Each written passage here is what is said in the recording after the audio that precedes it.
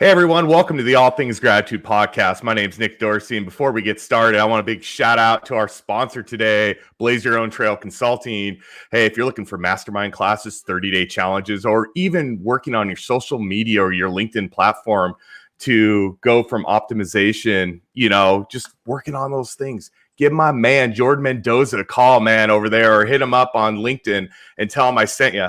Hey guys, this is great today. We got local to Arizona, another one of those Arizonians, which I love, local business owner here. Our next guest has over 30 years of multi-channel business development experience, driving growth and profitability for Fortune 100 to growing startup entities. He has experiences in both the B2B and B2C environments. Most recently, he is the co-founder and CEO of ORL. That is an emerging organic and natural care beauty brand. Hey guys, welcome to the All Things Gratitude podcast. Howard Kaufman. What's up, Howard? How are you doing today? Hey, Nick. Thank you so much for the invitation and the opportunity to join you and your audience. And fantastic. Yeah, it's Saturday, and it's like spring's come back to Arizona. So we had, a very nice, cool winter, and then we had 4 days of spring, and then summer hit. But it's great to at least have a little bit of a turn back the clock on spring for right now. Absolutely. We're going to hit triple digits in next week. So, but it's pool season. That's all that matters. So, hey, really quick before we get started, I want to say a big shout out to this company here. Look at it. They sent me a couple some items here. We got some mouth spray wash and everything and some toothpaste. Oh, fantastic. Like I told him in the green room, he's really got me thinking now on switching over. I mean, this stuff has been very good. So, Howard, I know you've done all this stuff with businesses, worked with so many different companies, been a part of it. How did you get into this? I mean, this is, this is the new thing. Everybody wants organic, and clean and all that stuff. So how did you get into this? Yeah, the best way I describe it, Nick, like anything, and I know, you've got your own example of going through a journey, right? And for me, spending time in corporate America and an opportunity also to work for a couple of smaller entities, you learn things that have been very beneficial and, tremendous on successes. And then, you certainly have your own failures and moments of being very humbled and, call it hard knocks of learning. And from that perspective, I got to a point as part of my journey where I became more aware of health and nutrition. First started for me professionally in pet supplies. And what originally brought me to the Valley was I spent 7 years at the corporate location of PetSmart, which is based here in Phoenix. And in that world, you saw the advancements in advanced nutrition and the explosion of pet parenting. And a big component of that has been because of better nutrition, and better nutrition is resulting in pets living longer. So for you as a pet owner, as a pet parent, you're now in that market that much longer. So the impact of just better quality nutrition definitely has been, impactful, not only in pet supplies, but certainly with us as consumers. And from PetSmart, I spent some time consulting, and one of the companies I got involved with is a snack food company that does a lot of private labeling for places like Trader Joe's and parts of Kroger and Whole Foods. And from that experience, I then translated that trend into seeing what was happening with the rise of organics and natural foods and superfoods and just better things, whether it's trail mixes, granolas, things like that people were looking for better options, healthier options, and the significance of the ingredients and the quality of the ingredients. And so from those 2 points of connection, it was just by discovery through a informal conversation, but I became very aware of this website that's out there from the National Institute of Health called PubChem, which any consumer can go to PubChem and you can look up any food ingredient, cosmetic ingredient, in this case, oral care ingredient, and understand so many ingredients in the market are actually considered harmful by the National Institute of Health. And it was all triggered by learning that there's a well-known children's toothpaste out on the market that actually has a warning label on it. And the warning label, Nick, says, not for children 6 years or under. If swallowed, get immediate medical attention or call poison control. And kind of the discovery of that one item linked to what I just overviewed really just opened my eyes to say, becoming, call it an entrepreneur, one's, later chapters of one's career. But I really feel it's an opportunity for me to look back and leverage the things that I've learned that have worked, but also the lessons of things that weren't successful and where you did have those moments of failure. And now it's an opportunity to integrate that at a time where the market is very dynamic and so many things are changing. And that was really, just to give you that overview, my journey to get to the point where I'm at. So how long have you been working with ORL? And you talked about your business partner. If you want to give him a shout out, go for it, and what was kind of your guys' goal when you first started this, and where are you at now with all that? Yeah, great question. So the company just celebrated its second year anniversary. So we technically formally incorporated. It was March of 2019. And in total, I've got 3 other business partners, and we all have our own story that got us to the same place at the same time. So when we got to that place in April of 2019, in identifying just the opportunity of, because of all the harmful ingredients, we were introduced to a formulator, have a friend who's a food scientist, certainly a couple of dentists that we know. We got involved in just discussions, and we basically came up with a what if. Well, what if we developed a formulation that did not include any of these 116 harmful ingredients that we identified present in the market, that contained organic and natural ingredients, identifying key essential oils that are good for your oral health, and vitamins and minerals, and came up with a formulation and possibly bring that to market.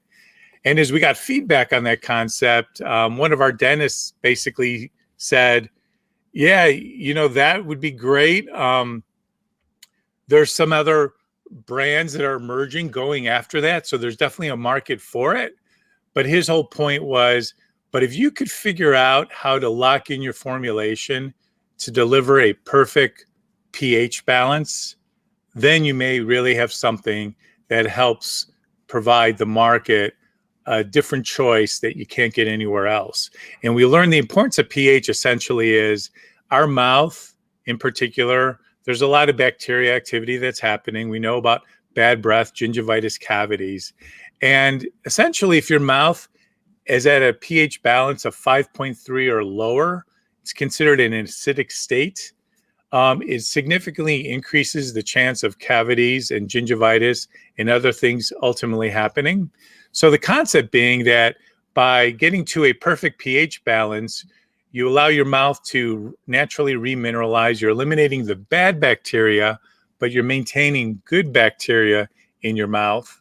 Your teeth may most likely naturally whiten as you get to a perfect pH. And the whole concept being like a broken clock on the wall, it's going to be right at least twice a day.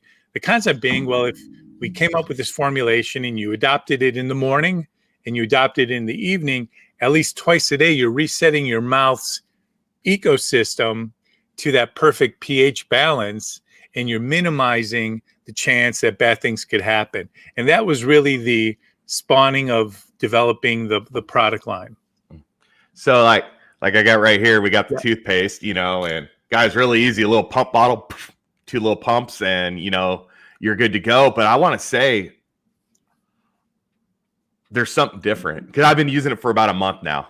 There's something different. I can't explain what it is, but I can tell. And that's a good thing. It's almost like, I don't know how to explain how my teeth feel, because it's different. I mean, maybe it doesn't, I'm not getting those little sharp pains anymore in my tooth, in your teeth. You get them every once in a while when you eat certain foods or something, and I don't know. It feels like there's a nice solid coat on them. I don't know how to say that correctly. It's just different. And So I know something's good. I know something's working, and that's good. It's just hard to explain, but something's working. So much of this is personal choice, right? Yeah. And we know, our brand is not for everybody, nor is it intended. As you just showed with the mess-free pump, there's less waste. So there's 4 ounces of toothpaste in that bottle. It'll last twice as long as your typical tube when you're squeezing because there's less waste. We also elected, learning that as we were developing the product line, that there's estimated worldwide 1 billion tubes of toothpaste that hit landfills. So we use glass bottles. We don't use any plastic bottles or tubes. And then you just held up the breath spray. So we wound up introducing that last summer during the pandemic. We were going to introduce it anyways, but the concept behind the breath spray is that on the go, it allows you to keep your mouth moist and that pH balance going throughout the day between brushings. And what we learned is that a number of people discovered it really helped with so-called mask mouth or mask breath as we went through the pandemic. And then the other mention is we were developing this formulation. The question was, well, since we're doing all this, would we consider a version of our product with CBD oil? So we do have a version of our toothpaste mouthwash breath spray with CBD oil. And CBD can help with if you have gum irritation, and then some people that have more serious periodontal issues, especially with bone loss, and it is quite common for those that may have had wisdom teeth extracted over 10 years ago. The technology and procedure then is a lot different than it is today. And in many cases, more bone mass may have been extracted along with the teeth. Over time, that can become a degenerative issue. And there's research out there that shows CBD can help slow down that degradation. In some cases, it may even stop it. It certainly can't reverse it. When you lose, bone mass, you lost bone mass. But that was our compelling reason why to also introduce CBD, a CBD version of our product. That's awesome. I did have the mouthwash. I accidentally recycled the bottle when I was done with it, so I forgot to put it right. But it's great, guys. Like you said, everything's recyclable. It's 100% organic, 100% recyclable. It's very earth friendly, I guess you would say, and good for us as humans. It's great for us. So, Howard, one question that always comes up from people, because people want to eat healthy, people want to get in that healthy lifestyle, but they always say, being healthy and everything's so expensive and everything, and it's just crazy. And I said, you got to figure out in your life, especially when you eat, let's say, not great, a lot of sugars, a lot of that, a lot of preservatives. In the long run, when you start eating healthier, that all balances out the money. It's the upfront cost that gets you going. Do you see in the future with us getting more and more organic and more of that happening that those prices will start coming down? Because I know the initial cost right now for farmers and all that stuff, it is more expensive to do it this way, but do you see that coming more of a just a daily routine in everyday life now coming up here soon in the near future? And that's a very interesting question you have there, Nick. And we actually had a discussion earlier in the week from a concept of let me just, as an example, ORL, as we now expand and grow, and we're in over 30 states now. So you start building some scale, and when you get to a certain point, you'll have some economies of scale. So from a cost standpoint, in terms of improving your costs and improving your prices, definitely yes. But the counter to that is really what's happening economically. And right now, as we see, gas prices, at least here in Arizona, it's over $3 a gallon. There's a concern that inflation is back here. You can see it, what's happening in transportation and shipping. UPS, FedEx, all raising rates. That ripple effect. Unfortunately, I think overall, we're starting to see some trends that would suggest that it's going to be difficult to hold prices. If anything, we may be seeing the costs of everything starting to go back up. I'm not an economist. I'm just pointing that out as an observation of what was discussed this week. But it's a great question. I know, yes, our product line isn't the cheapest. It's certainly not the most expensive, but it's up there, right? But it really comes down to your own personal objectives and your own values and what your goals are, and certainly, your own situation for sure. But if you think about it, as I mentioned, I know our brand's not for everybody, but we're really targeting, call it that health enthusiast or that yoga mom who's shopping at Whole Foods, who's reading every label, not just for herself, but also for her family. Yeah. And many of those consumers, through our research, we know they're spending $6-7 a day, say at a Starbucks or at a Nectar or Jamba Juice or a place like that. And when you take really the cost and like, for example, the mouthwash, it's going to last, approximately 30 days if you use it twice a day. The average cost per day is less than like 40 cents. So you got to weigh, okay, is that $7 coffee? Yeah, it's something I want. Now, is my health or helping improve my health worth at least the 40 cents? Only you can answer that. But that's kind of where, from our view, kind of what the overall, call it health value equation becomes for the consumer. In some cases, they're going to vote yes. I know a number of cases, they're going to say, no, it's not worth it. Again, it's personal choice. And I agree with that. It's just like stuff when we started figuring out, money here, money there, and all that stuff. It was just like all we did was eliminate going out to eat once a week, and that freed up so much money. And that went to other things that we needed, like we juice a lot, so a lot of that money went to our juicing, and it ended up balancing all out if you looked at it, and saved us a little bit of money in the long run. And without going out once a week, and you're doing that juicing, that actually was healthier for us. So it's a win-win. It's just, there's always going to be people out there who argue with you and, just want to be on the opposite side, plays devil's advocate all the time. Yeah. So, and that's, it just is what it is. So, I know you brought this up before. There's 300 million plus people in the United States. It's like 300 million individual markets, if you will. Yeah. So everyone's going to have different perspectives. They're free to make those choices. What we're really trying to do is provide another choice, but also provide the information so you, the consumer, if you're interested, you can make a more informed choice, whether you're going to vote your hard-earned dollars with our brand or without, but at least the information's out there. Yeah. So how's your business set up? Oh, let me get to that in a minute. Yeah, I just want to say something really quick. I had something on my mind. One thing I'm really worried about now is when this runs out, if I don't buy any more of yours, going back to my old toothpaste, let's say, because of the fact, like, for example, I don't drink a lot of pop. So if I ever drink a Coke, it feels like my teeth are going to fall out because it's so sugary. Does that make sense? So I'm wondering now, if I go back to my old toothpaste when this is done, if I'm going to have kind of the same feeling or effect off of that, because I've been going something all natural to almost just something over the counter that's been just sold in mass quantity and been out there for years. Yeah, great question. Yeah, that's really, that's gonna be weird. And I'd be interested from your perspective in terms of other, call it emerging brands that you've seen. But when you're in a very, call it competitive category, a lot of choice, we're really, it's like, certainly I don't have the budgets that the big companies have, right? Yeah. I don't have the advertising. There's a lot of things I don't have. I don't have a research and development department. I don't have a national sales force. There's a lot of things we don't have.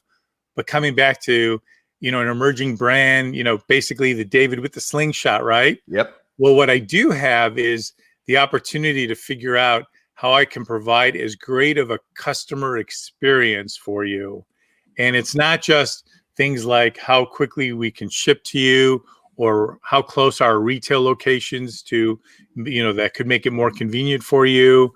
But it's also going to be things like the actual experience you have with the product itself. Yeah. And we've really painstakingly formulated our product that you're right, it's going to be a different experience than most likely your typical whatever brand of toothpaste or mouthwash that you're using. But part of our intent for building our brand is building that customer experience to hopefully gain and earn the relationship to extend, right? And it gets me, and I don't know how you feel about this, but and by the way, before I even go there, Nick, if I can ask you a quick question. Yeah, no problem. Your overview real quick of Clubhouse, and I'll ask why. I'll explain why I'm asking. Clubhouse, it depends on how you want to approach it. Right. It's getting really big, which is fine. I mean, that's any social media platform that gets popular, gets that. You'll have your trolls, you have your people in there who really don't care. It depends on the type of room you get, because I work with a couple other people and we've gotten a lot of clients off of there. It's worked out very well. I'm a big person on Clubhouse for very small rooms, not the huge 120. I like the 10, 15, 20 person room for the fact that, because it's more one-on-one that way. Somebody can ask you a question. You can have a serious conversation with them with that small group of people. If you hit those type of rooms and you build them up like that, I believe you can be very successful in what you're trying to do.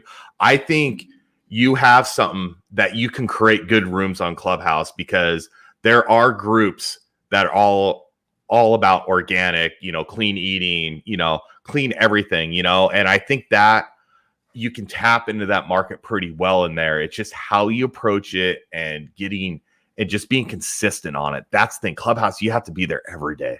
And that's what makes it hard. But like my LinkedIn, I was there every day for 6-7 months, just constantly branding myself. And now I don't have to be there every day. But it's like anything else. You have to put the work in to see the results. And Howard, I think it would work very well for you. We can talk about this after the show. I got an idea for you. Yeah, I got an idea right there off the bat. Yeah. So okay. Yeah, but no, I think it's very good and helpful if it's used correctly. That's the biggest thing. It's got to be used correctly. Just don't go on there and just blabber a couple things. You got to run the rooms. You got to be in there. You got to show, I'm repeating something someone said, so it's not me saying it, but his suggestion was, because like Twitter, yes, I know Twitter expanded it, but there's a limit on characters, right? Yeah. On your message. Mm-hmm. And basically the concept that person was suggesting for Clubhouse, there should be like a 45-second shot clock for anybody. You just have 45 seconds to talk, say what you have to say, stop, and then let the next person. And one thing that to me is a trigger, and I haven't looked at your profile, so I'm taking a risk here, Nick, if I'm going to offend you. But it gets me, and just for what it's worth, and this is just my own personal filtering, right? But similar to you, you get approached by a lot of people, especially on LinkedIn. Mm-hmm. I'm finding at least the inbox on LinkedIn is becoming more spammy, right? And what I've learned is realizing, a lot of people are using like automated bots to send messages, right? And getting back to Clubhouse, one thing is, and there's some people I've really have enjoyed starting to meet and really engage and authentically develop a rapport. Mm-hmm. But other people, like on the profile, they claim to be an expert. I'm an expert in email marketing, expert in Klaviyo, expert in Shopify. And my view is there's so much learning and things are so dynamic that once you start branding yourself as an expert, maybe you are, but as an outsider, I guess I'm just looking to find people that are also open enough for new ideas. But sometimes, like if you and I got into a conversation about something, it may trigger a totally different idea just from that conversation. Not that you're spending, 5 minutes in just a ramble on Clubhouse telling me what an expert that you are, if that makes sense to you. No, trust me. I've written posts about so-called experts. I've written posts about,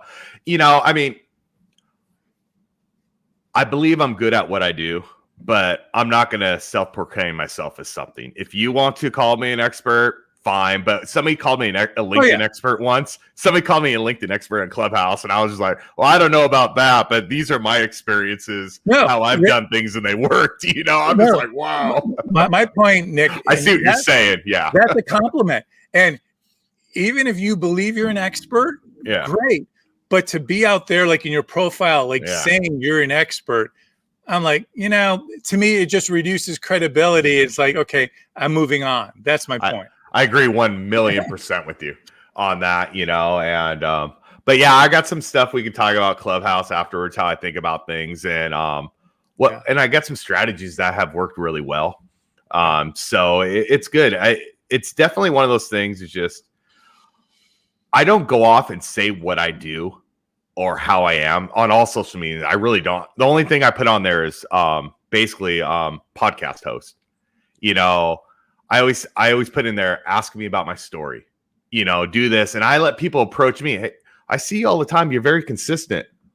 What do you actually do? I want them to start that question because now they're engaged with me, and now they're coming towards me, and they're actually interested in what I actually do. So that's a key trigger point for me.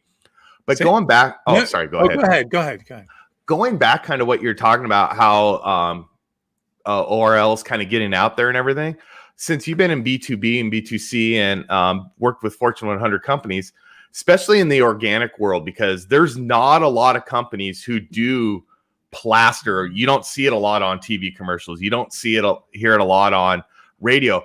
The best marketing in the world is mouth to mouth with people. It's just word to word, just me telling my friends. I tell a group of friends, maybe one of them come to you, then they tell another group, then 2 come to you, then they tell another 10. All of a sudden you're at 100 people and you're getting 25 people coming to you. That's the best marketing in the world, because for me, I'm going to trust what my friend says over a TV commercial or a radio commercial or a pop-up on LinkedIn or a pop-up in YouTube or a pop-up wherever. I know those are good, so it gets in people's minds. I understand that. But coming from my friends, coming from my wife, coming from my family is way more important than a commercial I hear on the radio, because I don't even listen to the radio. I listen to Sirius radio, so there's no commercials. So, just cut those out. But I mean, I think that's where your world's getting. I won't say the company, but I do use organic energy drinks and everything. And they did some commercials for a year, really didn't do much, but they've been just mouth to mouth, and they have a gigantic organization. I mean, it's huge, and it's going international, but half the people I say it to, they don't even know what it is, because that's the thing. It's just word to word, and mouth to mouth with people. So I think that's the best way to go, especially on this, and especially if you're not in it to get rich today, but you want to get rich down the road. That's what I always tell people. Don't get rich off me today. Get rich off me 2 or 3 years from now, because that means the sales are building. That means we're going the right direction. And Nick, that's so consistent really with our thinking, right? And say a lot. It's like, think big, start small, and scale, right? And then when you're going from like starting small and scale, there's a lot of testing. Yep. A lot of, call it science experiments,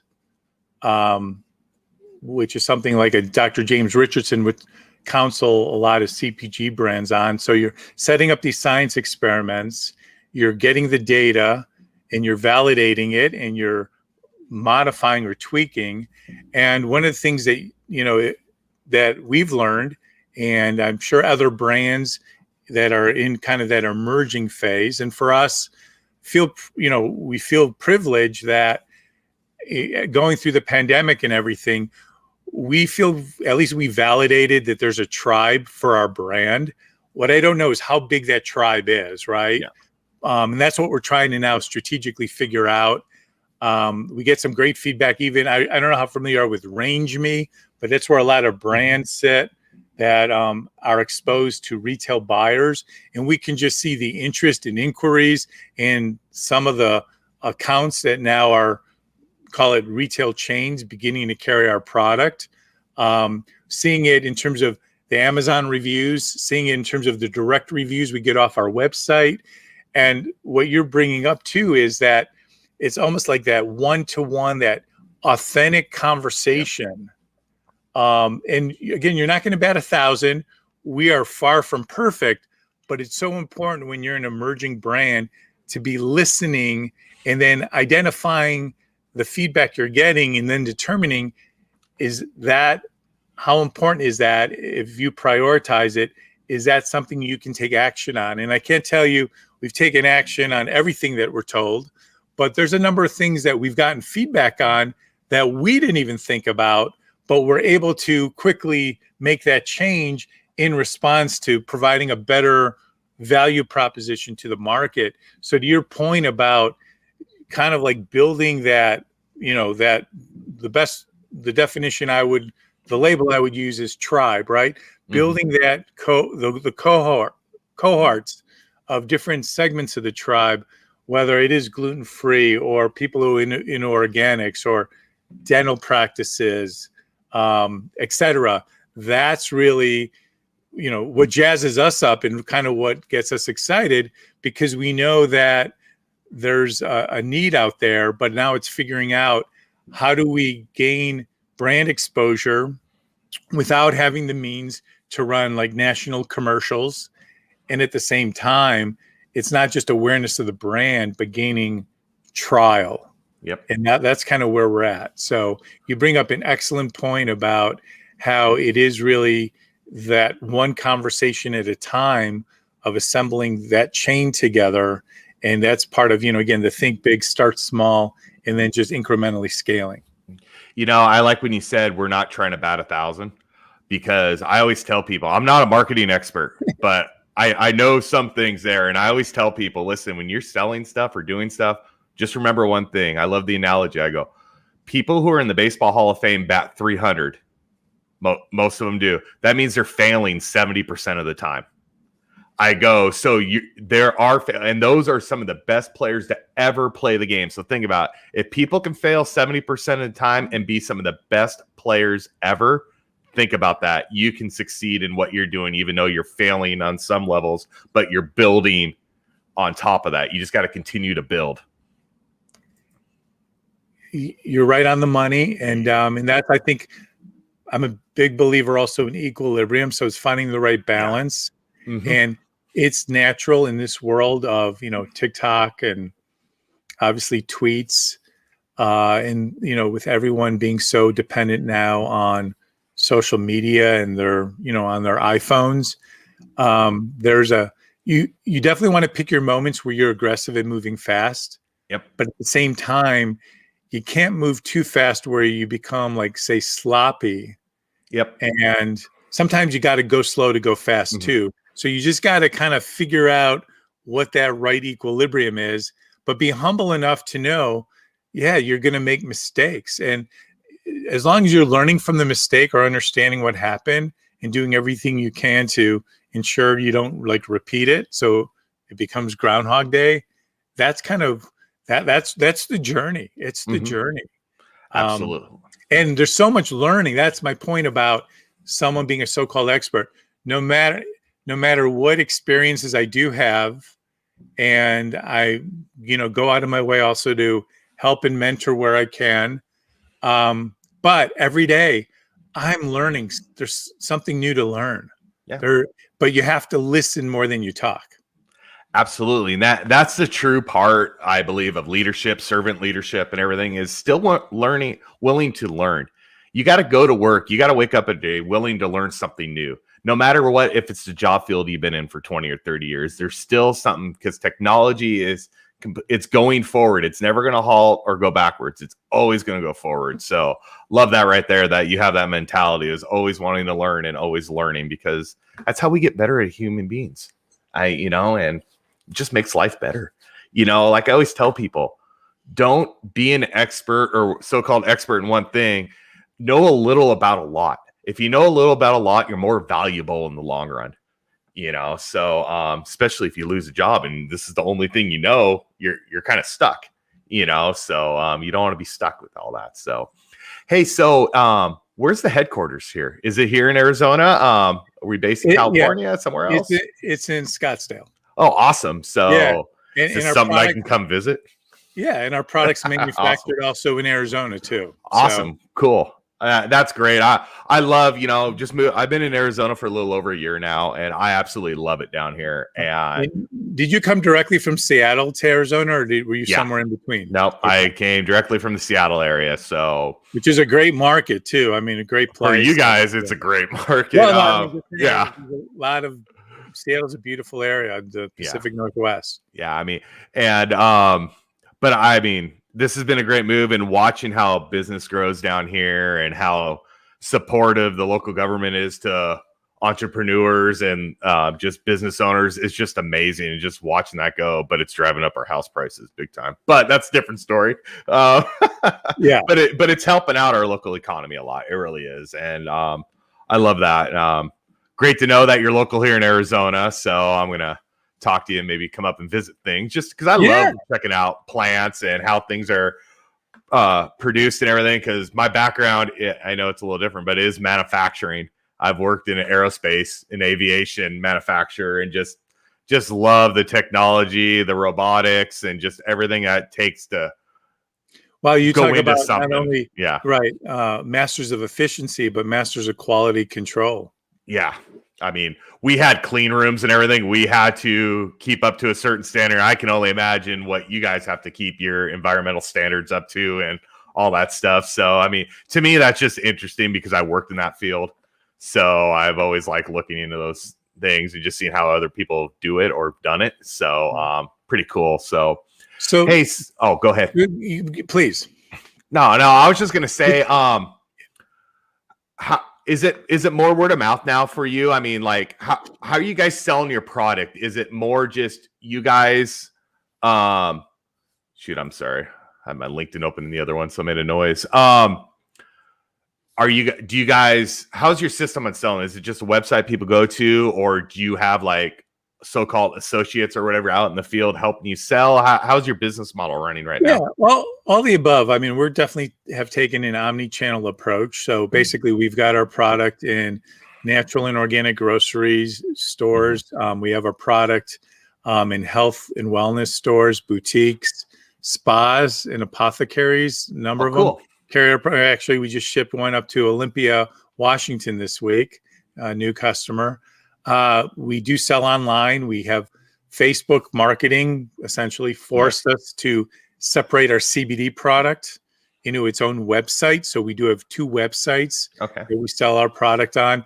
Our product's in like CBD Emporium, which is based here in Phoenix, but they've got a number of stores they're expanding. You can find our product like in Peoria, Litchfield Park, and Goodyear, and online at CBD Emporium. We're about to get into a major grocery chain for, again, doing a pilot test here in Arizona. So that's going to be upcoming. We've got a number of chains, whether it's in California, down in Texas. And then our non-CBD product, Nick's, available on Amazon. Awesome. And not only are we selling on Amazon, but Amazon also provides the option for the Amazon consumer to pay for extra shipping.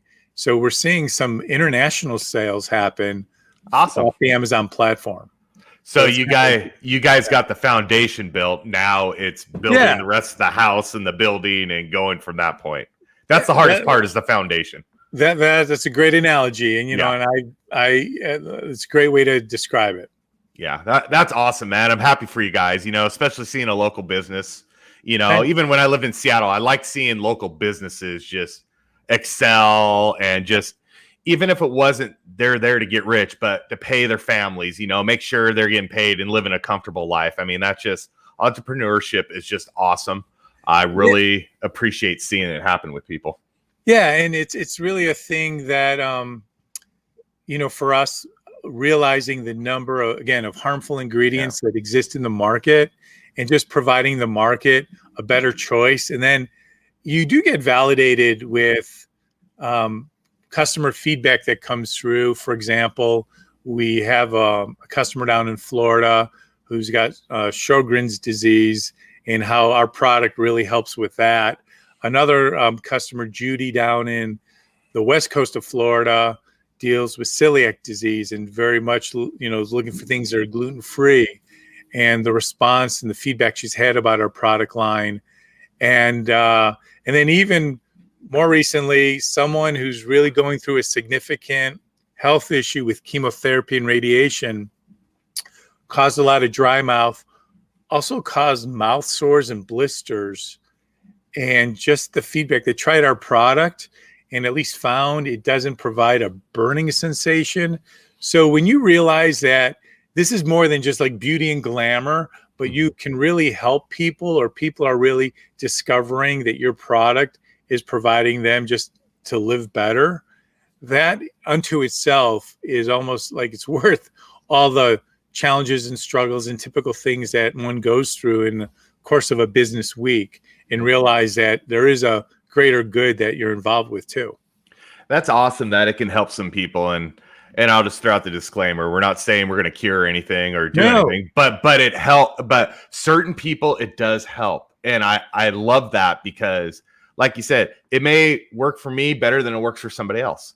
And then this other person may work even better for them, but I'm glad to hear that the product that you're putting out, that you guys put a lot of sweat equity into, a lot of time into, and a lot of money into, let's be honest about this, to go out there, that you are having cases of people who do have health issues, that this is at least providing some help. We're not saying it's curing it, but we're saying it's helping them. And especially like the example you just used, if this person's not having any more pain in their mouth, that's a win right there. I mean, just for them, because just taking a little bit of pain because of everything else they're going through, that's a huge win for them.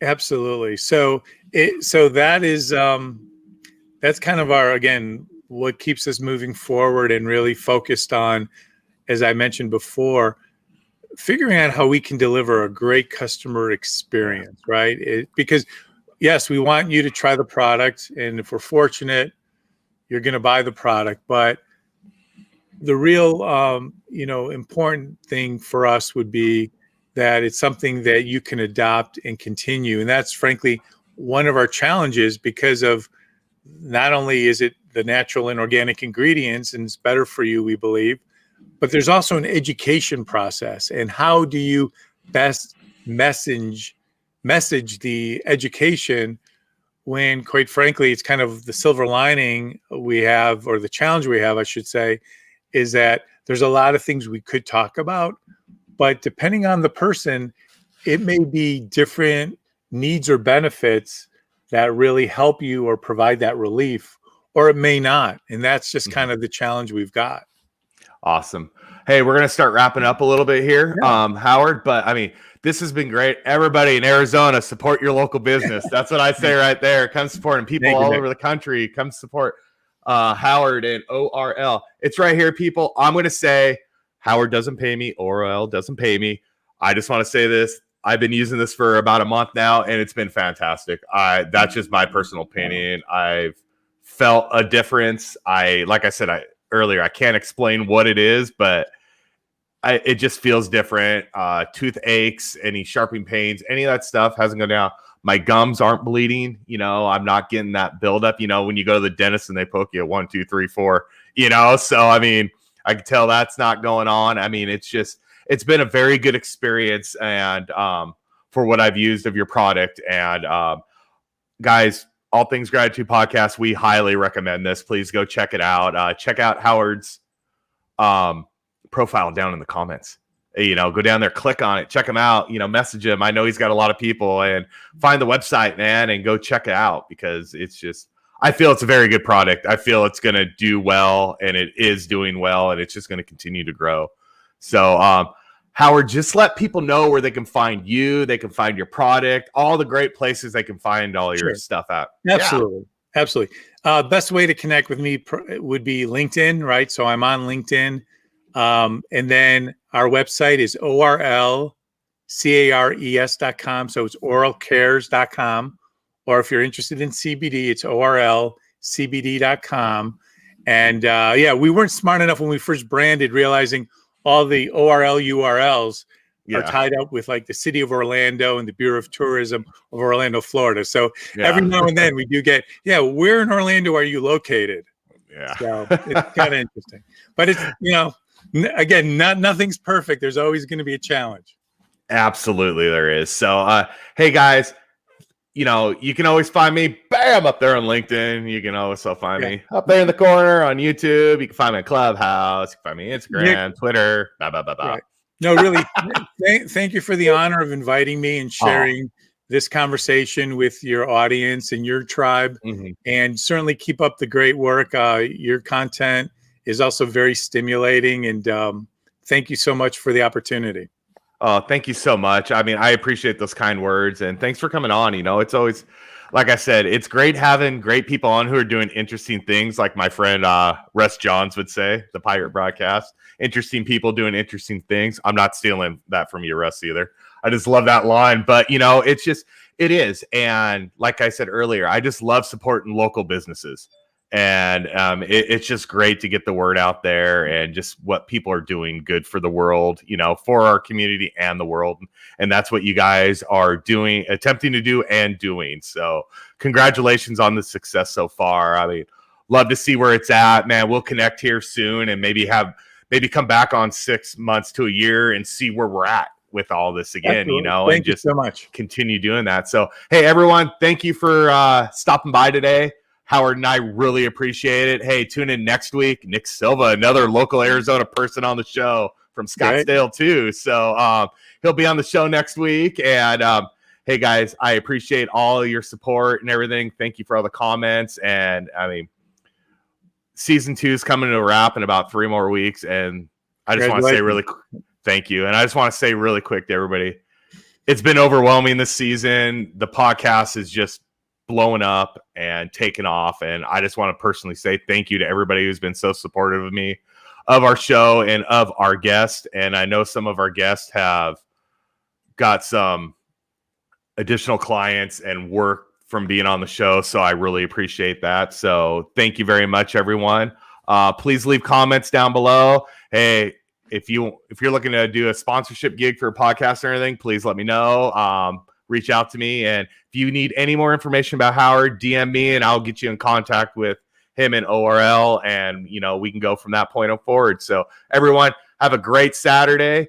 I appreciate it. See y'all next week and have a great day from sunny Arizona.